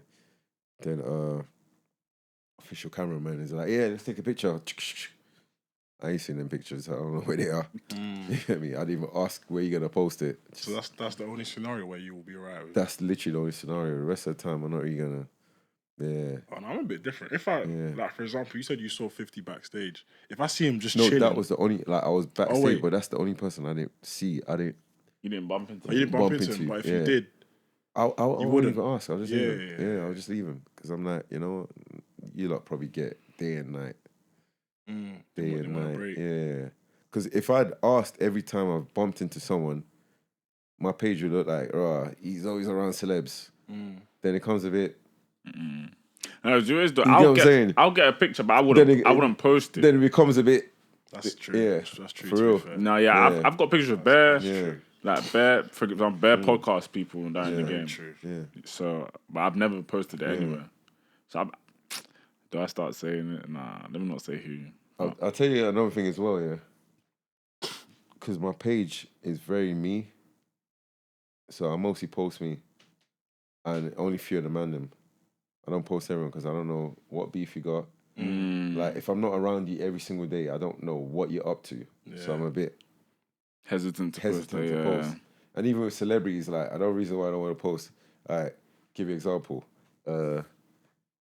That guy, if I took a picture of him, once that happened, I'd have had to scroll down and delete that quickly. you get what I'm saying? Right, you're in that sort of party. Word. That's allegations now. It's true. It's true. There you go. Yeah, so you don't know what is going on with all these man. Yeah. So I don't want none of there. You know what's crazy? I think you were telling us a similar story after your live show about being careful who you post pictures with. Yeah. And I think you told us a bad experience about even one of your brethren posted in a picture with someone that they shouldn't have, or whatever. Yeah. And before that point, I never really used to think about it being that deep. No, just posting online with people next to you. Now I realize that you can't. Some of these celebrities, you don't know what they're on. Yeah. So when they're about to, you don't want to be like, oh, you're affiliated. You're associated with my man. No. Even if we've been in the same places over and over, you ain't get no pics. But it's got its plus side as well, though. Like, even I'll give you an example. We was at a party recently, all white party. And that's a bad party. He's lived double life. So when we was at this all white party, I seen Gabriel do it. Like, some guy, we were all in a picture with guys we know, and then some guys jumped in, and Gabriel was just going duck, and I was like, shit, too slow. I got caught in the picture. Then one of our brothers posted and tagged it. Then I just think reposted it. Yeah, because I was just like, I don't know my man from nowhere. Why is he even in the picture with us? You get what I'm saying? Because he jumped in properly and I was just like, I thought it was just us at first, you know? Yeah. So like even little things like that, we're very like particular with it. Yeah, like we don't know. To be fair, I actually did that one. I did that at a wedding I went to just the other day. I saw like it was like the guys taking a picture now, but like not that I don't know them. It's like I just didn't, in a way, like I didn't want to cramp that picture. Even though I could have got into it, it's just like no, that's them, man. Let them do their thing. Like that's their picture. So I've always been like that in a way as well. To be fair, but yeah, man, it's life. You know what's mad? That's actually a key difference between my secondary school life and my life after that. So I went to a boarding school, predominantly white school. Yeah. And everyone's social media, or 90% of people's social media at that school, was as if they didn't care. It was just their profile. Yeah. They'd post with 10 people on that on a picture. It doesn't matter if they don't know that person from anywhere. Yeah. And then when I came to sixth form, everyone's Insta was their profile. Yeah. You only saw them in a picture. And I was thinking, right, why is that? And now it starts to make sense. And maybe people think I don't want to be seen in a picture with just anyone. So now it makes more sense as to why you don't know what's going on with these people. You don't know what beef they're in. You don't know. Yeah. Association is a deep thing for some people. So what's crazy? I even had one situation back in uni. I think I was in third year now, so I was even by myself. I was at a party now, and I got a call from like a no caller. And usually I just pick them up because I don't owe anybody. I don't have no beef with nobody. So I picked up. Then now they must have called me and they're saying, "Oh yeah, are you so and so's boy?" At first, the name wasn't even ringing a bell because I was like, "Yo, like I don't really know anyone by this name." Yeah. But I was like, "Nah, I don't know who you're talking about. Who you talking about?" They've now made it clear who they're talking about. I was like, "Oh yeah, I know him still. That's my guy." Like, all right, he owes me bread, so like I'm coming to get it from you. I said, what? I'm like, first of all, like, how did you even put me and him together? Because we don't have any pictures together. You wouldn't even know we're cool, do you know what I mean? So it's like, how do you even put us together? So then I was like, yeah, like, he was just chatting. I think it's a prank call now. They're like, cool, nah, it's cool. You're at this party, aren't you? I'm like, right. I'm like, yeah, I'm at this. Like, at this point, I was like, cool, like, you know my location. He's got you if you want to get me, come and get me. So I'm like, yeah, I'm at the party, innit? Turns out, I think the guy was just pranking, man, or something. But I saved the number. I still got the number here, just in case he calls. Just one day, he just slips up. But yeah, like I was just like, raw, like that's crazy that people want to just you can be associated with someone that you like. How did you even put us together? Do you know what I mean? Yeah. But yeah, that's why even now I don't really take pictures like that anymore. Only with the random. So like even like I went to one of the baddest schools in my area. And some of my people that I'm closer from school. Yeah. I've never been in a picture with them. Mm. They know this. The last picture we probably are all in together was when we were like 16. But fast forward now, because I know some of them are beefing my other brethren from other ends, and it's been forever. And I know they both don't like each other, so I don't take any pictures with either side. Yeah. It's just a no. I just literally stay out of it. I don't roll like public places with either side.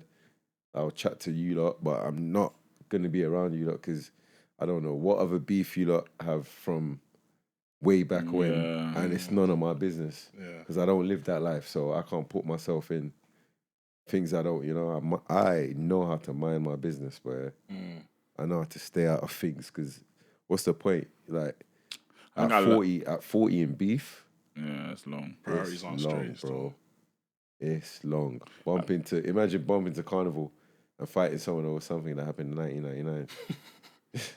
When you was in school. That's crazy. I think I learned how to mind my business like from sixth form, because around that period I just kept to my sixth form people. Nah, and it weren't even like for no particular reason. That's just how it was. I just kept to my people in school and went yard, or went to someone's yard that was in my sixth form. Do you know what I mean? Then all of a sudden, not it wasn't even like a real big thing, but people were just like, "Rah, like you ghosted." Like, bro, I was in the same places every day. Yeah. You lot could have seen me. It's just I was just in and out. Yeah. Do you know what I mean? And from then, it's like that's how I've just always operated. I don't really. I don't know. I just keep to myself. Yeah. I keep to myself and I keep to my people, my circle. Like after that, like you will rarely catch. Like even now, this summer, I think I've been to 2 day parties. Yeah. Usually I'd be at a day party every week. Yeah. Two in a weekend. This summer I went out quite a bit. Not every week, but I was out more than usual. And everywhere I went, everyone was just like, "Oh, the ghost is out." And I was just like, "Wow, am I that bad?" They said, "Yeah, you actually disappear for long spurts and no one sees you or nothing." But I'm just grafting. I don't like outside. Don't excite me. Exactly. You know what I'm saying? The only reason why I've been out more frequent this year was like, I said to myself, if I move out the country, I'm not going to see everyone. So if I go to the places where everyone is, it's easier to see everyone in one go. Because once I'm gone now, I might be back maybe like once a year for like a few weeks, and then I'm gone again. Like prime example, someone like my boy Simeon, they will come once a year, we'll catch up with them, then they're gone again. So the only time we're going to see them is when we go over there. So now I know that's probably going to be my life when I'm gone. So I said, you know what, my last days here, let me be a bit more visible during summertime, catch vibes at everyone, because once everything's sorted and life ain't going to be the same, innit? Yeah, and people are already kind of used to you not being around. So when you now move abroad, it's not really a shock that you're not around. Yeah. But do you not believe in the notion that distance makes the heart grow fonder? 100%. Because when you're not easily accessible, people start like trying to find ways to be around you. You know, like, oh yeah, we should link up and go dinner. Oh, we should link up, I'm busy.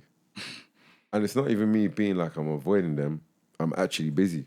Yeah. Like a lot of people take offense when I say it. They actually think that I'm just trying to avoid, So I say to them, all right, cool. You have to see things like this, yeah. If I had a wife and kids now and said that, you would not question it. You get what I'm saying? But because I'm not married with kids, it becomes like, wow, my time is your time. But no, I'm busy. I'm grafting. I'm doing, you know what I mean? Yeah. Like a lot of times, like earlier in this year, when people would see my guys out and they'd be like, oh, where's Chiso? And they'd be like, oh, he's either at home or working. So the person might holler at me and say, oh, what are you doing? Oh, I'm working. Or if I say I'm at home, oh yeah, we should link up. No. I'm catching up on all my programs. So I might be like on an anime would you say that though? Would you give the reason? No, it's not. No, the reason not their business. Okay, no, I'm busy. Yeah. You know what I mean? They're like, oh yeah, but you're home. No, I'm busy. Because you're going to come in and you're going to start chatting and I'm trying to go through like maybe like 10 episodes of Sakamoto days back to back, and I'm I don't even want no interruptions during this binge. Yeah. But you're not understanding this. My time is my time. But people take it personal. I'm like, it's not personal. I'm like, entitled. It's like even like now, we've been trying to film this for a minute, but I said, I could only do Tuesdays, and everyone thinks it's a joke. Mondays, I'd have clients till like maybe like 9. Wednesdays, I'd have clients till 7. Then I go basketball. By the time I get out, it's 10. Thursdays till like 9, clients again. Then usually I film after clients. Fridays, sometimes I have clients, sometimes I don't.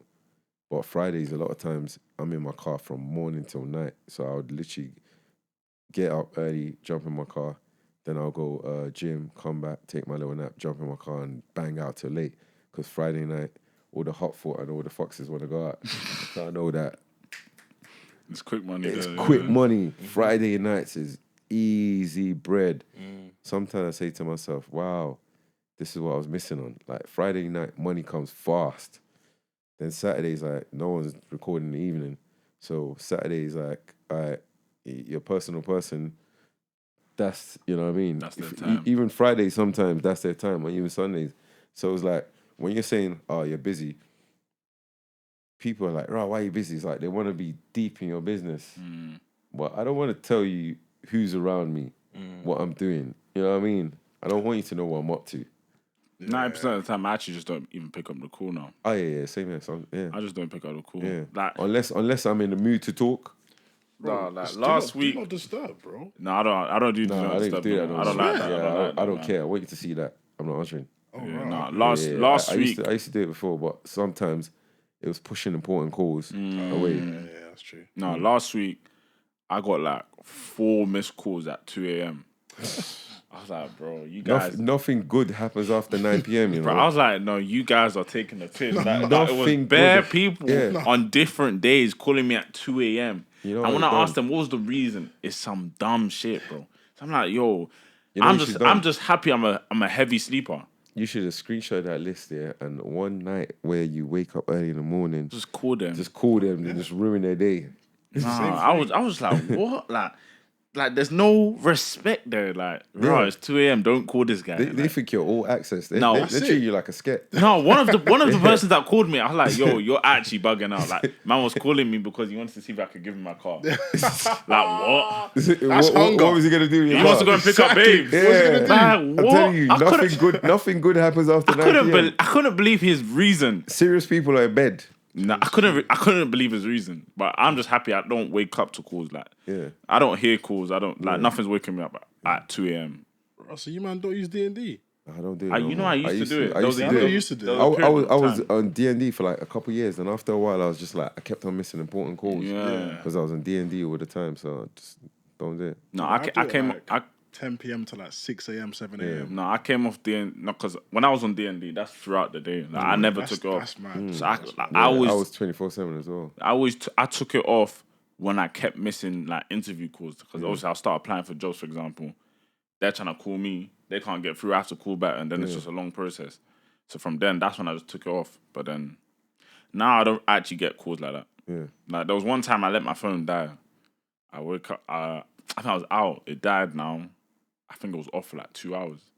I come back into the yard. I turn it on. There's no calls. I was even offended. I hear it though. Nobody called me. I'm like, message. No message. I was like, I hope no one's in urgent need of me. And then what? There's no calls. I was like, fair. Join my business. Like even like little things like I'm not a fan of voice notes. Swear. Yeah, I hate long voice notes. What about phone calls or FaceTime? I don't mind phone calls and FaceTime, but again, it's from who? Okay. Like if it's someone I'm dating, FaceTime all day. Yeah, of course. I ain't got nothing to hide. You know, some people, you FaceTime, do. I ain't got nothing to hide. Like you can see who I am. You see, there's no one here. There's no one hiding underneath the couch. This ain't no Nollywood. You know what I mean? You put the blanket. Oh yeah, baby. It's none of that. I got nothing to hide. Yeah. So FaceTime I don't mind. Phone calls I don't mind. I was on a 5-hour phone call the other day, where that's when I was like, yep. 5 hours.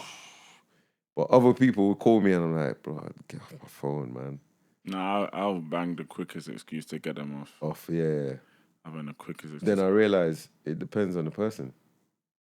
Yeah, 100. Like that, after that 10 p.m., There's only a select few names that I'm picking up the call. Most of you, there's no reason for you to call. Yeah.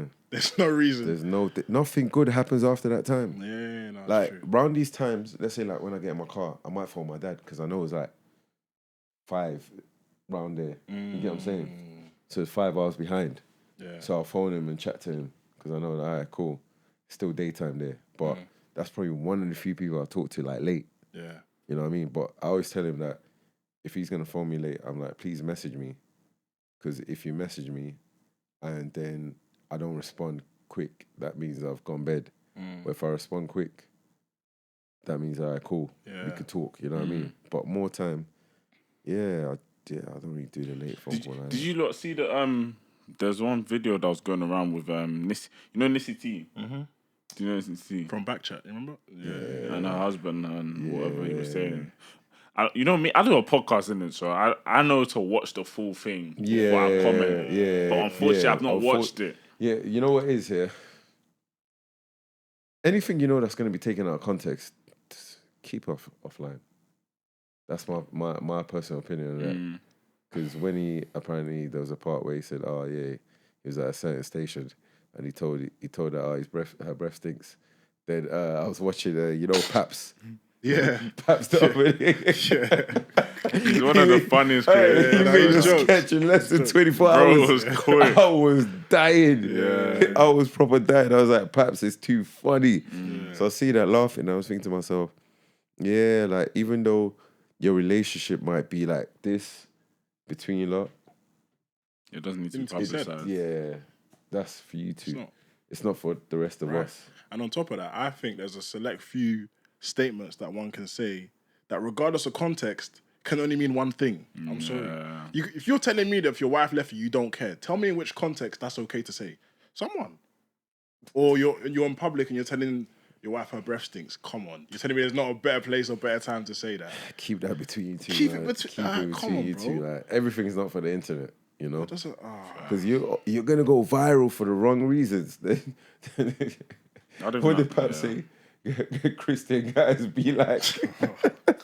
Christian guy, oh God. So that became the dig. And I was just there just laughing and thinking, jeez, like you shot yourself in the foot for no reason. Because your thing looked great. Yeah, it looked patterned. It looked well packaged. Yeah.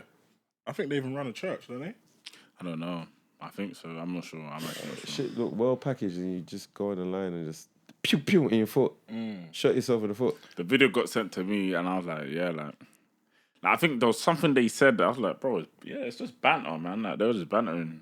Do you know what I mean? But the person that said it, like, what, are you being serious? Like, you think it's banter? I'm like, yeah, like, it's just banter between couples. You know what I mean? But like, I probably need to actually watch it maybe and see what he was saying. But like, certain things just keep offline, man. Yeah. This is why it's important. Well, partially this is why it's important to even know who your partner is and choose very carefully when you're selecting your partner, because embarrassment is one of my top. You can't. Public disgrace is long. Like, even aside from having the brand as a podcaster, me, myself, and you don't embarrass me, bro. I think you're the same as what we've said it before. Like, if you noticed on my channel, I'm very careful with how I speak on my channel. I avoid certain topics.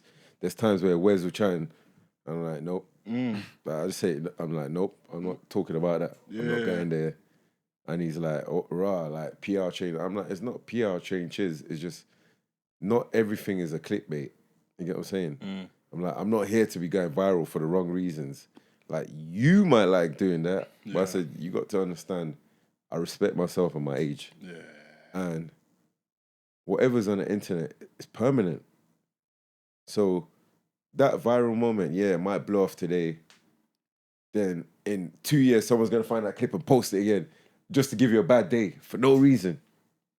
For no reason. Just because they were having a bad day, they thought, I'm going to bring it back and give you one. Yeah. For no reason. So I said to him, I'm not trying to be clickbait. I'm not on it. Yeah. Like, this is not, I know how I move as a person in general, and I'm not going to be on the roadside and someone's having a stupid conversation about something I said on my channel. Yeah.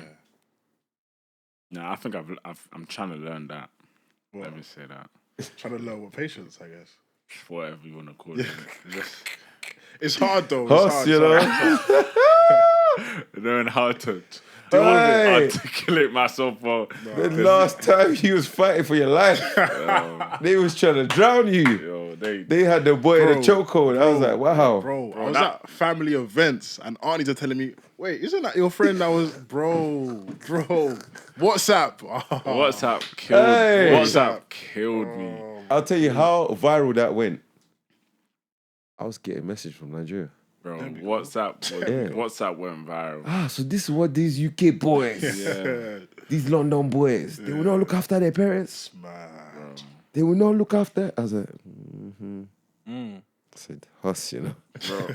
Bro, do you know how bad it got? People were talking about, bro, why don't you just sue the channel? Just tell him to take it down. I'm like, bro, it's too late. It's too late. Like, do you know what's actually crazy? Like, it didn't bother me. Yeah.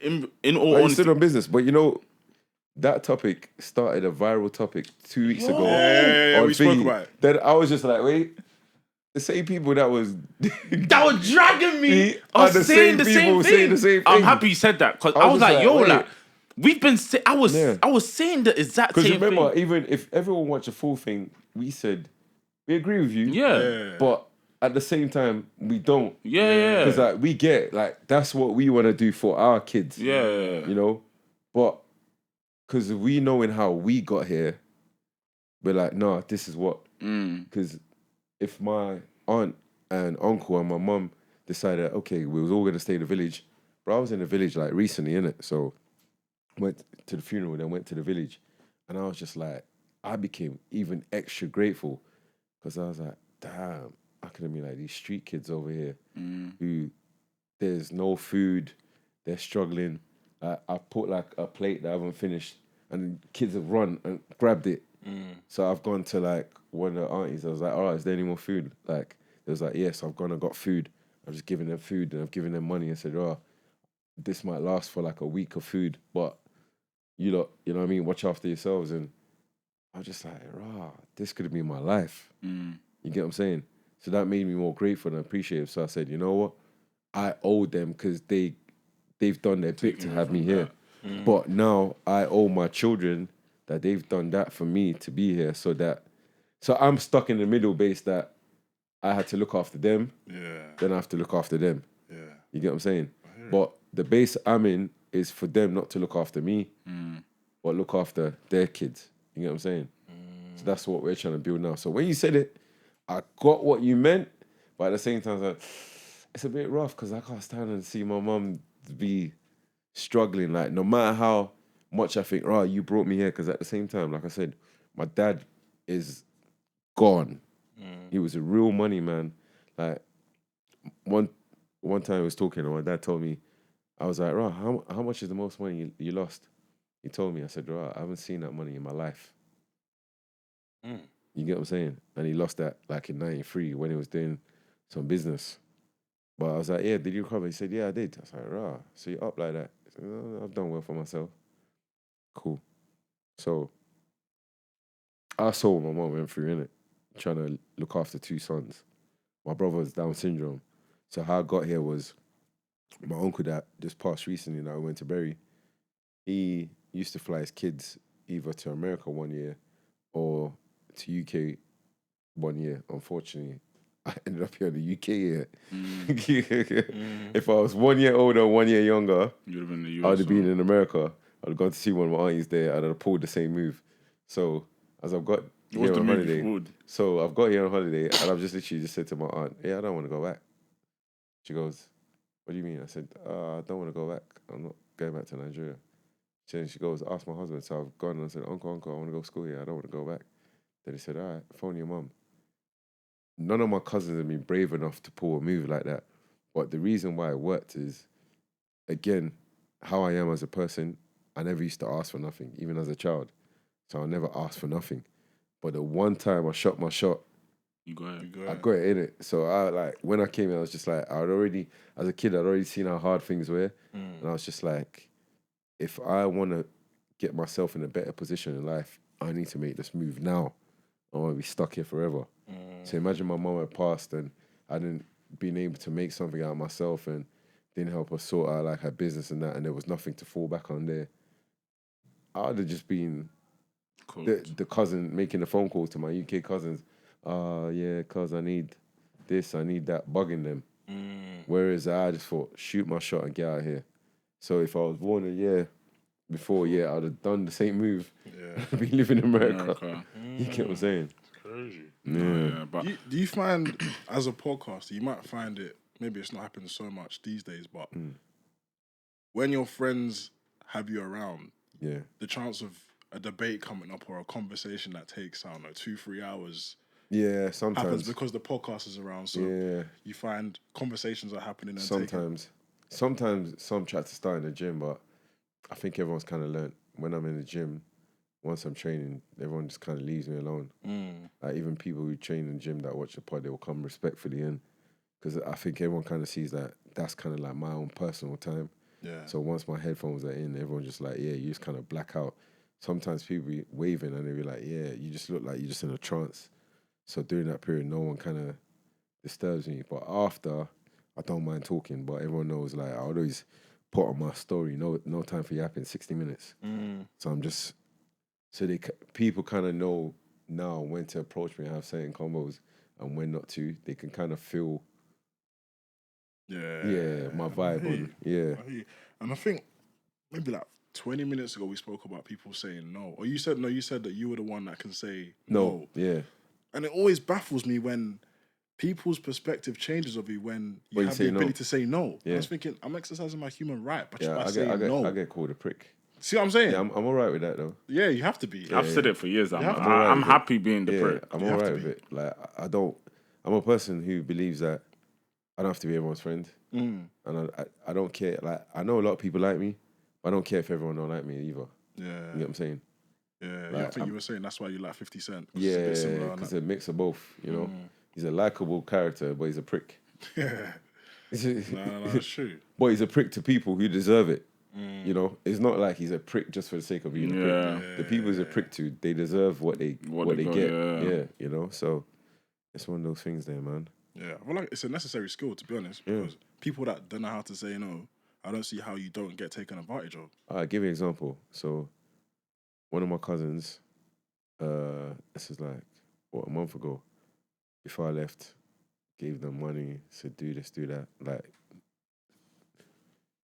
2 weeks later, they tried to use their my little cousin daughter to message me. I said, I need money for. I said, my response was like, I gave you this amount 2 weeks ago. I know you lot don't see this kind in probably like months. I said, don't message me that. I said, you need to understand this. I'm not my mum. So when you lot think that you can start pushing buttons, I'll just block you. So I said, let's just understand where our lines are. Yeah. Like, you can't only message me to want something. If you message me to check how I'm doing, because you don't know what I'm going through. I don't discuss money with you because I don't like to put my downs on anyone. So my up moments, I might not share them all the time, but I might share some of them. More down moments, I don't like to put that pressure on no one, because I don't feel like you want to create that domino effect of misery on people. Yeah. But I was like, why is it when things are wrong with all of you lot, that's the only time you come and call me? I said, I'm not here to be a sponge of down moments. I'm not soaking up down moments. And if I've helped you recently for no reason, that should have been enough. But you think that things in England are so glorious that it's just rosy. Rosy, and it's pouring in. And even when I was there the last time, I said to them, I work so hard that sometimes I think to myself, like, why am I just going this hard? And why isn't these other people that ain't got nowhere near not working as hard? You get what I'm saying? But I realize sometimes in life, not being bad, but everyone kind of gets what they deserve. You get what I'm saying? Yeah. Sometimes whether it's good or bad, some people actually, not all the time, but sometimes when it's good or bad, some people actually get what they deserve. Like their situation, what they're in, is a product of their own personal choices. You know, and they can't blame anyone. Like you're grown men.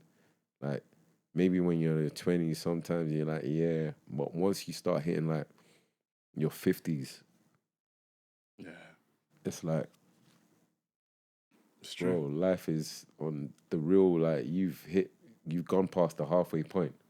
40 is the halfway point now, because on average, most people live to 80. So once you've hit 50, you've gone past the halfway. So what are we doing? Like, you could have fixed up like in your 30s or late 30s or even early 30s. You could have started making the moves to put yourself in a better position for 50. You know what I mean? But they start blaming everyone. Oh, life did this to me. It's true. You can't blame people. You have to make your own decisions. And people like to say, as life goes on, you start to see the choices people are making behind closed doors. Yeah. It's true. Like I said earlier on, I don't look like what I've been through in life. So when some people see me, they're like this weekend all the time, people are like, "Rah, you're looking really good, blah, blah, blah. You're looking very healthy, blah, blah, blah." It's like, oh, thank you. But for me, it's the discipline that I've kept of myself and how I respect myself. I always say to people, like, the way you treat your body is how well you respect yourself. You get what I'm saying? So if I'm not like very religious like that, yeah, but I remember like when I was little, I used to go to church all the time. They always used to say your body's a temple. Your body's a temple. Why are you looking after your temple? Like, don't you respect the temple? A temple is a place of worship, a sacred place. Your body is sacred. So why are you respecting the sacred place? You get what I'm saying? Yeah, no, it's true. So that's why I have like my little disciplines. I don't drink. I don't only drink water. Like, you know what I mean? I eat proper. I train. Because like you've only got this one life. I don't want to get to a point where I'm old and no, this is another thing I don't want. I don't want my kids to be always in the hospital trying to look after an old person. That's gonna slow down their life. You know what I mean? Like from last year to like from 2008 till last year, me and my cousins was in the hospital like nearly every week, sometimes for months. But it's things that you never see me post. Like if you look at my stories or on my Instagram, I never really post my family. But we was in the hospital all the time because all the illnesses they were going through. So that kind of made me conscious of how I look after myself, because I was like, I remember my mom was saying to me like years before she died, she's like, I'll move out on my aunt's before I moved out. And she was like, if we went all getting sick and all this all the time, you'd be way ahead of where you are right now, because you spent more time worried about how everyone was, that it kind of slowed you down. And yeah, she was right, because I was too worried about them. It threw me off track with a lot of things. I had to always be kind of like semi-available. Yeah. So like half the time my brethren wouldn't even know what I'm going through. I'd be like, oh shit, back in the hospital again. And imagine going 16 years of that. So I swore to myself like, I'm gonna be in my best shape as I get older. My kids ain't gonna have to ever deal with that. My money's gonna be up so that if things go left, I've got businesses in place to, don't worry about me. Like, carry on with your life. I'm here. I'm able to look after myself. You know what I'm saying? So, like, all of those is like a product of, past traumas. Yeah. That's real stuff, man. That's real. Yeah, man. But I hope people take in what's actually been said, because the amount of gems this episode, for real. It's a lot. There's a lot of gems this episode still, but I think we've gone over the time, so probably just got to wrap that up there. But honestly, thank you so much for coming on. I appreciate it, man. It was overdue still. Overdue still, yeah. Overdue still. I know my schedule is. Yeah. I think, when was the last time when did we record last time? Must have been like 4 months? Maybe 3-4 longer. months ago? Well, when we recorded at his place, Maybe longer. Oh, where did you get dragged? I don't It's the know. same thing, bro. I don't know, man. I just He knows the time. I right? moved that out of my head. Bro, But now you started a real viral topic because now, like I said a couple of weeks ago, it was a thing on Twitter. No, it is. It was It a actually huge was. Like thing, everyone yeah. kept mentioning, this amount, blah blah. blah. I was like, Fairs, I said it, but you guys dragged me. Nah, sometimes I'll check the comments. All right, it's just the guy that won't give us more money. I'm like, all right, Fairs, that's me. It's not Fairs. Okay, all right. You know, a reference point. The reference point. Can you imagine? for real, Can you it's imagine? true. I even saw Gabriel at his venue, and I don't know where the Which one? Omi. Omi. Yeah. Yeah, I was there. Yeah. I was doing photography for one event there. Yeah. Just had to quickly just shoulder barge him. But yeah, that's 197. 197, you know. What we say in pod is the TikTok, all of that good stuff. Everywhere, man. Tell a friend to tell a friend. Tell your family members. Other than that, it's Tina and the Buddha. Thanks for coming, man. It's Hustle Thank you, Hustler. Stay with the hustling, my people. Stay with it. Let them know where they can find you as well, yeah. You can find me on YouTube, CHZO. Find me on Instagram, same page, or my personal page is Chiso Lifts. Yeah, all over the socials, been there for years, so yeah, lock in, man. Cool. Sweet. See you in the next one, man. Peace.